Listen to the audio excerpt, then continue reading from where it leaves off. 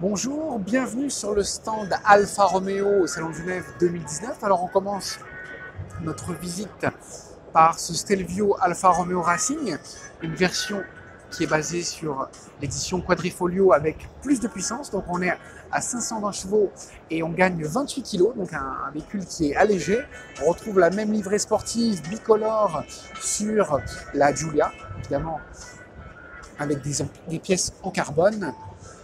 Toit en carbone, une édition qui met en valeur la présence de la marque en compétition depuis 1910, donc un patrimoine très important en termes de sportivité et de compétition. On a également ici la présence d'une Formule 1, alors un petit peu de recul. Et puis ce qui nous amène sur ce stand, c'est aussi la surprise de ce salon de Genève, un SUV qui s'appelle Tonale. On va s'en approcher, il y a beaucoup de monde. Il est là, Tonale.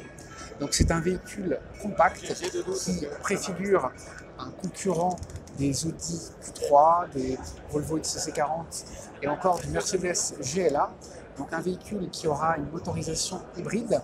Et même si ça ne se voit pas sur ces images, il aura une plateforme commune avec le Jeep Compass. Évidemment, il a été dessiné par le centre de style Alfa Romeo. On va prendre un peu plus de recul ici. Voilà, c'est en première mondiale que l'on voit cet Alfa Romeo Tonale. C'est en quelque sorte le petit frère du Stelvio. Il y a des lignes très athlétiques. On remarque d'ailleurs, c'est une tendance de fond. Il y a de moins en moins de lignes acérées. C'est tout en douceur, tout en galbe. On va voir à l'arrière, c'est très original. Il y a un bandeau lumineux. Une coupe qui est dynamique, on a un haillon très incliné et pourtant on imagine qu'il y aura du volume de coffre et de la place avant parce que le toit est plutôt horizontal, il n'y a pas de chute de pavillon comme sur un coupé. Regardez d'ailleurs à l'arrière cette signature lumineuse. On a une mise en scène de l'échappement dans un insert très élégant.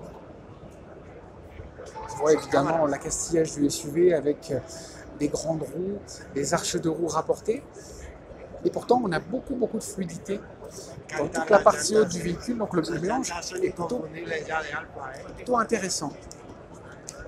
On note d'ailleurs qu'il y a des poignées de porte affleurantes à l'avant, des poignées de porte arrière qui devraient être vraisemblablement inscrites dans la custode, comme sur la Giulietta.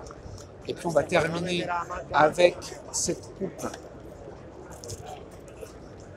On va terminer, avec cette figure de proue qui met en scène une calandre rapportée, qui s'insère parfaitement. On a la forme de T qui est bien marquée.